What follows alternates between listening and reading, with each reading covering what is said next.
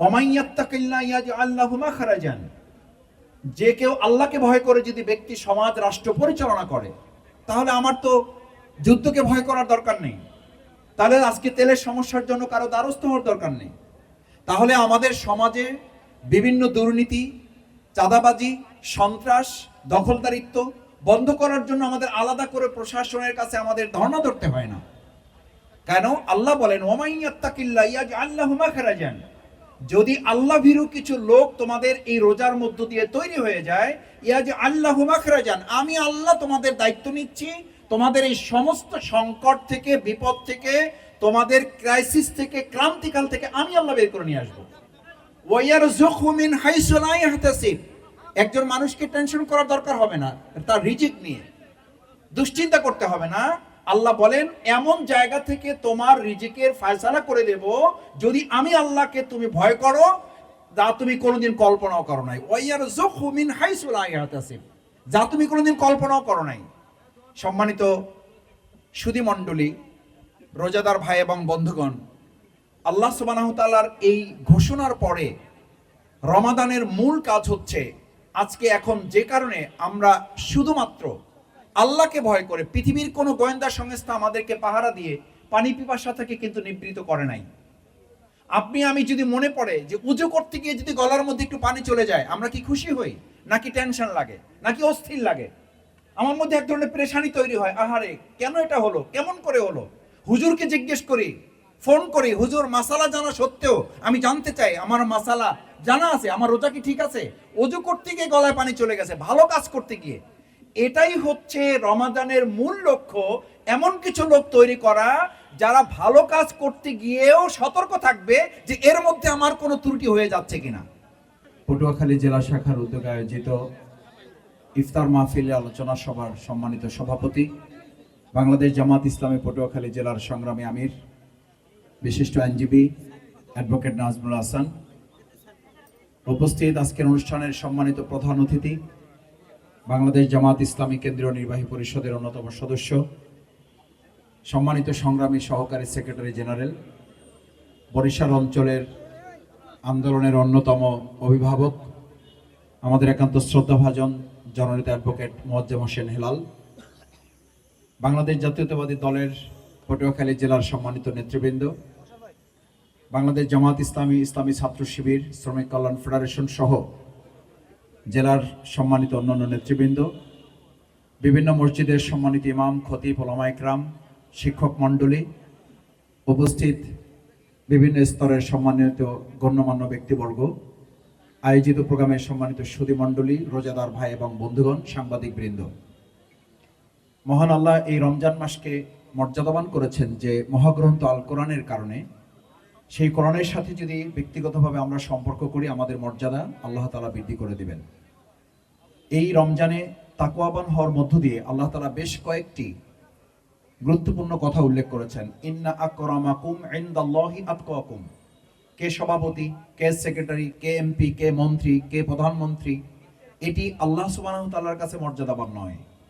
আল্লাহ তাআলার কাছে মর্যাদাবান হচ্ছে একজন শ্রমিক, তিনি যদি একজন মজুর হয়, তিনি যে একজন সুপার না হয়ে তিনি যে একজন সুইপারও হয়, সুইপার, কিন্তু তিনি যদি তাকওয়াবান হয়, আল্লাহ বলেন সে আমার কাছে মর্যাদাবান। সুবহানাল্লাহ। তাকওয়াবান হওয়াটা আল্লাহর কাছে এত গুরুত্বপূর্ণ যে সুইপার মর্যাদাবান, যদি সুপারের চেয়ে সে আল্লাহর কাছে আল্লাহ ভীরু হিসেবে পরিচিত হতে পারে। আল্লাহ তাআলা আরো উল্লেখ করেন, ইন তাত্তাকুল্লাহ ইয়াজআল লাকুম মিন আমরিহি ইউসরা, যদি এই রমজানের মধ্য দিয়ে আল্লাহকে ভয় করার যে ট্রেনিং আমরা নিচ্ছি, এই ট্রেনিং যদি ব্যক্তিগত জীবনে, পারিবারিক জীবনে, সামাজিক জীবনে, এমনকি রাষ্ট্রীয় জীবনে যদি বাস্তবায়ন করা যায়, তাহলে আজকের আন্তর্জাতিক এবং জাতীয় পর্যায়ের যত সমস্যা আছে, ইয়াজআল লাকুম মিন আমরিহি ইউসরা, আল্লাহ বলেন এটা আমি সমাজ তোমাদের জন্য সহজ করে দেব। ওমাইয়াত্তাকিল্লাহ ইয়াজআল লাহু মাখরাজান, যে কেউ আল্লাহকে ভয় করে যদি ব্যক্তি সমাজ রাষ্ট্র পরিচালনা করে, তাহলে আমার তো যুদ্ধকে ভয় করার দরকার নেই। তাহলে আজকে তেলের সমস্যার জন্য কারো দ্বারস্থ হওয়ার দরকার নেই। তাহলে আমাদের সমাজে বিভিন্ন দুর্নীতি, চাঁদাবাজি, সন্ত্রাস, দখলদারিত্ব বন্ধ করার জন্য আমাদের আলাদা করে প্রশাসনের কাছে আমাদের ধর্ণা ধরতে হয় না। কেন? আল্লাহ বলেন ওয়ামাইয়াত্তাকিল্লাহ ইয়াজআল লাহু মাখরাজান, যদি আল্লাহ ভীরু কিছু লোক তোমাদের এই রোজার মধ্য দিয়ে তৈরি হয়ে যায়, ইয়াজআল লাহু মাখরাজান, আমি আল্লাহ তোমাদের দায়িত্ব নিচ্ছি, তোমাদের এই সমস্ত সংকট থেকে, বিপদ থেকে, তোমাদের ক্রাইসিস থেকে, ক্রান্তিকাল থেকে আমি আল্লাহ বের করে নিয়ে আসবো। ওয়ায়ারযুকহু মিন হাইসু লা ইয়াহতাসিব, একজন মানুষকে টেনশন করার দরকার হবে না তার রিজিক নিয়ে, দুশ্চিন্তা করতে হবে না। আল্লাহ বলেন এমন জায়গা থেকে তোমার রিজিকের ফয়সালা করে দেব যদি আমি আল্লাহকে তুমি ভয় করো, যা তুমি কোনোদিন কল্পনাও করো নাই। ওয়ায়ারযুকহু মিন হাইসু লা ইয়াহতাসিব, যা তুমি কোনোদিন কল্পনাও করো নাই। সম্মানিত সুধী মণ্ডলী, রোজাদার ভাই এবং বন্ধুগণ, আল্লাহ সুবহানাহু তাআলার এই ঘোষণার পরে রমাদানের মূল কাজ হচ্ছে আজকে এখন যে কারণে আমরা শুধুমাত্র আল্লাহকে ভয় করে, পৃথিবীর কোনো গোয়েন্দা সংস্থা আমাদেরকে পাহারা দিয়ে পানি পিপাসা থেকে কিন্তু নিবৃত করে নাই। আপনি আমি যদি মনে পড়ে যে উজু করতে গিয়ে যদি গলার মধ্যে একটু পানি চলে যায়, আমরা কি খুশি হই, নাকি টেনশন লাগে, নাকি অস্থির লাগে? আমার মধ্যে এক ধরনের পেরেশানি তৈরি হয়, আহারে কেন এটা হলো, কেমন করে হলো।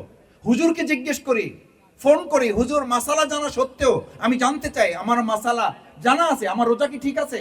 ওযু করতে গিয়ে গলায় পানি চলে গেছে, ভালো কাজ করতে গিয়ে। এটাই হচ্ছে রমাদানের মূল লক্ষ্য, এমন কিছু লোক তৈরি করা যারা ভালো কাজ করতে গিয়েও সতর্ক থাকবে যে এর মধ্যে আমার কোনো ত্রুটি হয়ে যাচ্ছে কিনা। অন্যায় তো প্রশ্নই নাই।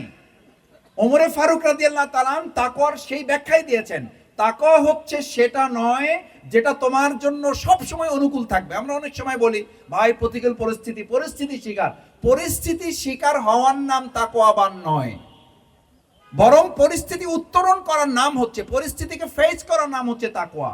কাঁটাযুক্ত রাস্তা, সরু রাস্তা, পাঞ্জাবি পরে যাবেন কিন্তু কাঁটা বিঁধবে না, দিস ইজ তাকওয়া। কিন্তু আমরা কেউ কেউ মনে করি এই ঝামেলার মধ্যে আমি যেতে চাই না, আমাকে এই সবের মধ্যে ডাকবেন না, আমি এই সবের মধ্যে নাই, আমি এগুলো থেকে মুক্ত।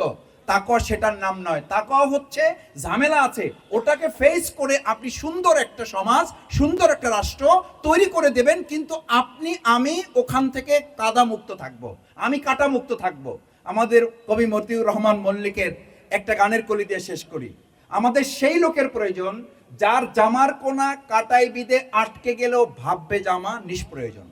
অর্থাৎ এই সমাজটাকে সুন্দর করার জন্য, এই সমাজটাকে তাকওয়াবানদের হাতে তুলে দিয়ে মানুষের অধিকার আদায়ের একটা পাত্র তৈরি করার জন্য আজকে যে লক্ষ্যে আমরা বাংলাদেশকে 2024-এর 5ই আগস্ট গণঅভ্যুত্থানের মধ্য দিয়ে এসেছি, সেই জায়গায় যেন আমরা পৌঁছতে পারি, সেই লক্ষ্যে হতে পারে আমাদের এরকম কাঁটাযুক্ত আরো পথ আমাদের অতিক্রম করতে হবে। সেই লক্ষ্যে এই রোজা যেন আমাদের একটা প্রশিক্ষণের মাস হয়। আল্লাহ তাআলা আমাদের সবাইকে কবুল করুন।